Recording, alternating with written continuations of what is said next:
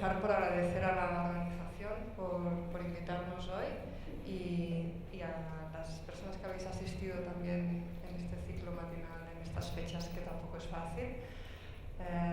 Me abruma también ver a excelentes profesionales y mentes pensantes aquí delante, ¿no? Es un sistema un poco bidireccional y seguramente será más interesante en el debate final.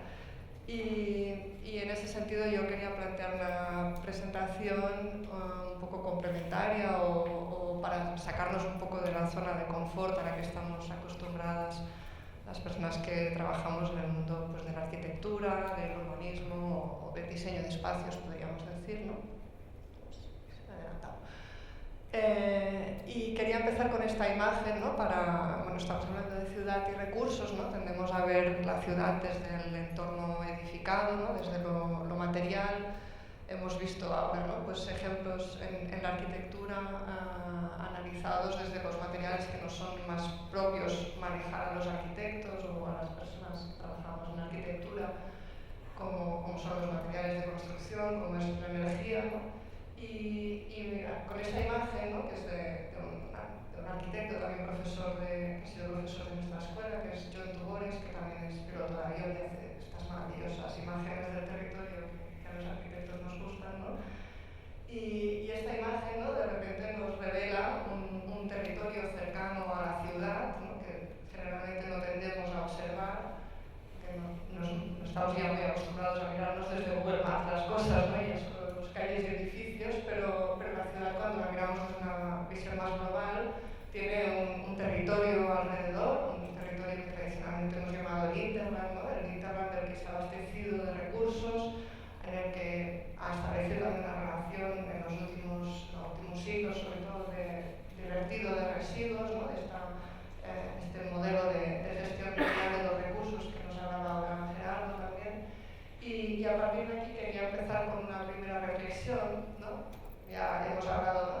del poco sentido que ha acabado teniendo la palabra sostenibilidad o verde, ¿no? Cuando lo aplicamos a objetos o a cosas inanimadas, ¿no? Porque ni las ciudades serán sostenibles, ni un coche será verde, ¿no? En realidad los que gestionamos los recursos, ¿no? Los que podemos tender a un modelo de economía circular o de gestión circular de los materiales somos las personas, la sociedad, ¿no? Nosotros somos quienes consumimos unos recursos, ¿no? Que podemos llamar inputs si lo analizamos desde una visión metabólica, ¿no? Que entendemos nuestra sociedad como un conjunto de personas, una comunidad de personas que consumimos estos recursos, que generamos unos outputs, ¿no?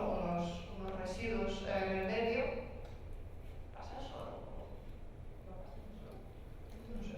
Bueno, así como todos los procesos que permiten, ¿no? Este conjunto sería lo que nombramos, digamos, generalmente metabolismo social, y hablo de metabolismo social y no de metabolismo urbano, porque el urbano como tal es una fracción del metabolismo social que tenemos en el conjunto, ¿no?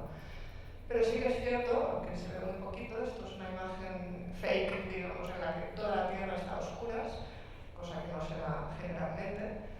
Y aquí vemos, ¿no? Como en realidad todas estas lucecitas nos están enseñando dónde nos situamos las personas, ¿no? Dónde están estas sociedades y qué modelo tienen en el territorio, y donde hay más luz es donde hay más personas, ¿no? Es donde hay una concentración máxima de esta sociedad que tiene este metabolismo social, y por lo tanto donde se establece de una manera más intensa este metabolismo, ¿no? Y esta gestión de recursos y generación de residuos es en los entornos urbanos, y por lo tanto eso no quiere decir que las ciudades sean insostenibles y que ya no tenemos nada que hacer con ellos, sino que ni son sostenibles ni son insostenibles. Somos nosotros los que podemos tener como sociedad un modelo de gestión más circular, y por lo tanto las ciudades, como nos agrupan, ¿no? Y estamos muchos de nosotros, son el lugar ideal donde intervenir para transformar este metabolismo social, ¿no? Y este concepto, que nos parece como súper abstracto y ambiguo, ¿no? Del metabolismo, en realidad lo podemos concretar en 4 vectores clave que nos ayudan a simplificarlo y a entenderlo de una manera más sencilla. Uno de ellos es la energía como input o las emisiones como output, digamos, ¿no? Que ya hemos hablado de ella. El agua, tanto el agua de abastecimiento como de saneamiento, también de nuevo como input y output. La materia orgánica en su tradicionalmente entra en forma de alimentos, aunque también en otras formas. Y finalmente la materia inorgánica, que contemplaría pues, en nuestro ámbito desde los materiales de construcción, pero hasta la ropa, el móvil, ¿no? Todos estos materiales que ya estamos acostumbrados a hablar de ellos, ¿no? Y todos estos se gestionan mediante una sociedad organizada y por lo tanto depende de cómo nos organicemos, nos relacionaremos con estos recursos de una manera o de otra. Sabemos que desde la revolución industrial principalmente y la implantación del capitalismo como sistema globalizado, las ciudades han tendido a un crecimiento ilimitado y por lo tanto esta relación con los recursos se ha visto abierta, pero también ha crecido exponencialmente y parece que no tenga límite, cuando sabemos ya hace unos cuantos años que nuestro mundo es limitado, ¿no? Y los recursos que podemos abastecernos son limitados. Las ciudades no solo han crecido ilimitadamente, sino que han llegado a olvidarse de las relaciones que establecían con el territorio o con su hinterland, y hasta el punto, ¿no?, de esta imagen que es casi como una caricatura de esta desvinculación absoluta con el territorio, con los recursos que nos ofrece, con sus limitaciones y con una implantación de un modelo de vida que nada tiene que ver con lo que realmente puede sustentar este territorio.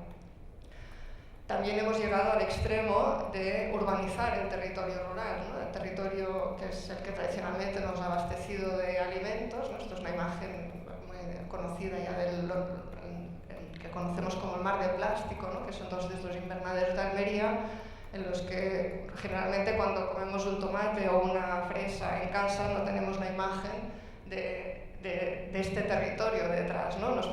Tenemos la imagen de un territorio agrícola rural, ¿no?, bucólico, idealizado, cuando en realidad es un entorno fuertemente urbanizado y con un consumo de recursos y materiales y energéticos brutal. Pero seguimos teniendo entornos que nos permiten entender otros modelos de vida, ¿no? Al final estamos hablando de materiales vivos, ¿no?, de vida. Y si las ciudades, su modelo depende de cómo nos gestionamos las personas, ¿no?, cómo gestionamos estos recursos. Nosotros somos seres vivos y como seres vivos venimos originariamente de los ecosistemas naturales, donde esta relación con los materiales no ha sido lineal. Históricamente y todavía en los ecosistemas naturales la gestión de los materiales se da de manera circular, gracias a un material que cierra de manera natural su ciclo, que es el agua, gracias a la energía solar que la evapora y la eleva y a la gravedad que le permite su descenso, cierra de manera natural su ciclo y permite que los árboles principalmente, ¿no?, la biomasa, pueda captar la materia orgánica residual que ella misma genera y que cae al suelo por gravedad, y por lo tanto el ciclo natural del agua que se cierra permite a la vez el cierre del ciclo de la materia orgánica, que son dos de los ciclos principales que nos sustentan la vida, ¿no? Este modelo que vemos en la columna izquierda, que es cómo funcionan los ecosistemas naturales, ¿no?, que cierran de manera natural no solo el ciclo del agua, como decía, sino, por lo tanto, en consecuencia, la materia orgánica con el ciclo de carbono y el de nitrógeno principalmente.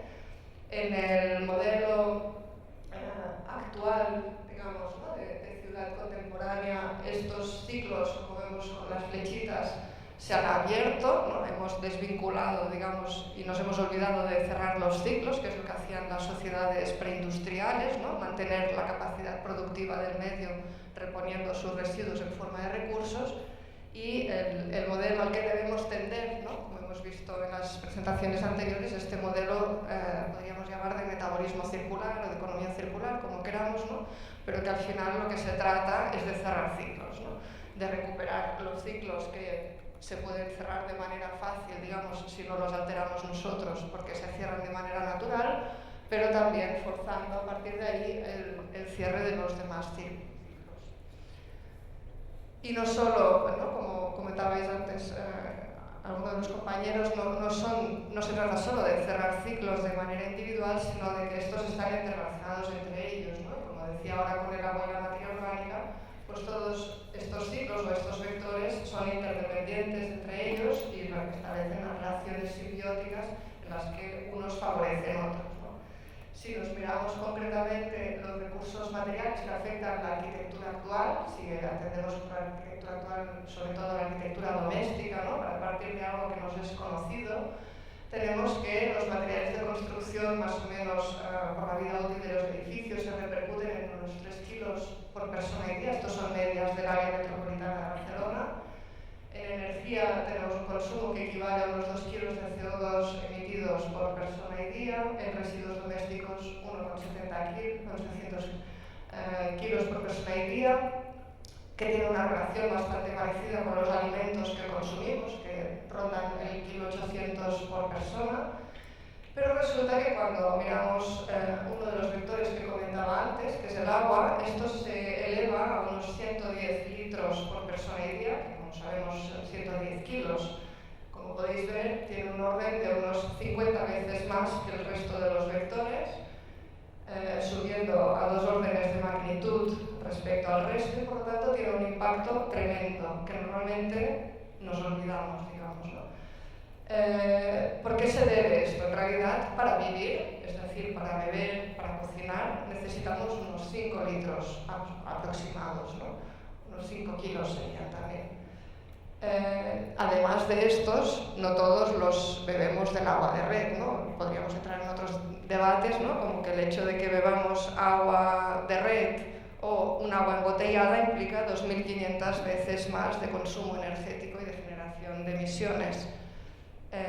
Pero también este gran número se debe a que de los 110, pues los 105 kilos restantes los usamos principalmente como vector de dispersión de residuos, ¿no? Los usamos para ducharnos y sacarnos el sudor o la materia orgánica residual que tenemos en la piel, los usamos para lavar la ropa, para lavar los platos, para lavar la casa, para deshacernos de heces mediante agua, con lo cual tendremos que tener unos sofisticadísimos sistemas posteriores con un gran consumo energético para volver a separar esa materia orgánica del agua, para volverla a hacer útil, ¿no? Y por lo tanto es un sistema que se ha explotado, digamos, hasta un modelo, digamos, que no tiene ningún sentido, que es básicamente usar el agua como sistema de transporte, de dispersión de residuos, y que además nos ha hecho que la oferta que teníamos de agua en el territorio no sea suficiente, ¿no? Las sociedades preindustriales basaban su modelo de gestión de los recursos en abastecerse de aquello que les ofrecía el territorio, y en la actualidad tenemos un modelo en el agua, pero también en todos los otros recursos, que se basa en la demanda y no en la oferta, y que por lo tanto se ha desvinculado de un territorio, se ha desterritorializado, digamos, y nos ha alejado, digamos, de un modelo que nos permita este cierre de ciclos. En el caso del agua, ¿no? Como podemos ver en la imagen superior, en un ecosistema natural, todos tenemos la imagen, ¿no? Ese típico ciclo del agua que nos hacían estudiar en primaria, ¿no? En lo que veíamos que respecto a una precipitación dada, pues hay una cierta evaporación y evapotranspiración por la vegetación o por los cuerpos de agua que puede haber en superficie. Hay un alto nivel de infiltración porque los suelos son permeables hasta una recarga de un acuífero, y hay una cierta escorrentía en el territorio que forma cursos fluviales y que llega hasta los grandes cuerpos de agua como lagos o mares, océanos. En el momento en que nosotros urbanizamos el territorio, lo impermeabilizamos, y eso implica, por un lado, que nos quedamos con una prácticamente nula evaporación y evapotranspiración, con lo que implica a nivel de bioclimatismo en los entornos urbanos, porque reducimos muchísimo la humedad ambiental.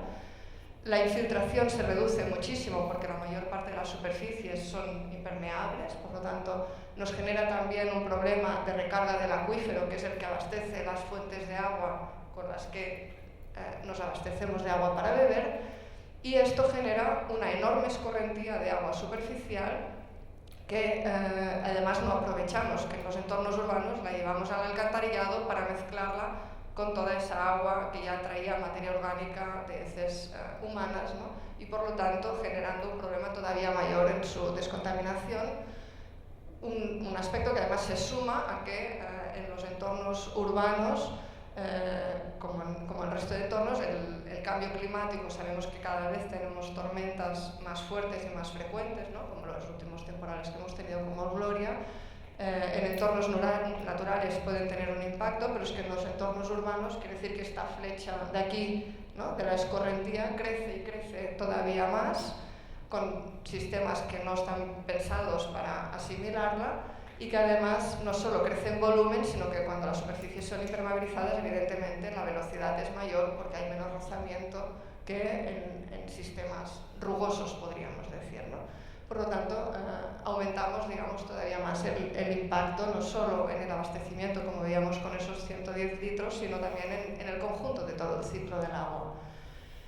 Y esto no siempre ha sido así, ¿no? Cuando vemos estas imágenes o hacemos estas reflexiones, es como un poco desesperante, ¿no? ¿Y qué podemos hacer con eso, ¿no? Pues las sociedades tradicionales, ¿no?, como vemos aquí en entornos excepcionalmente áridos, como es el desierto de los Monegros en Aragón, tenemos ejemplos, ¿no?, en los que pues, la sabiduría popular ha sabido, ¿no?, cómo aprovechar para unos cultivos de secano las zonas de escorrentías, ¿no? Es casi que vemos un río aquí, cuando en realidad son escorrentías de entornos muy secos, pero que la poca escorrentía que hay se aprovecha en las cotas bajas, mientras que las cotas altas se aterrazan para justamente frenar esa escorrentía, retenerla, infiltrarla y permitir esa buena gestión del agua en el territorio, ¿no?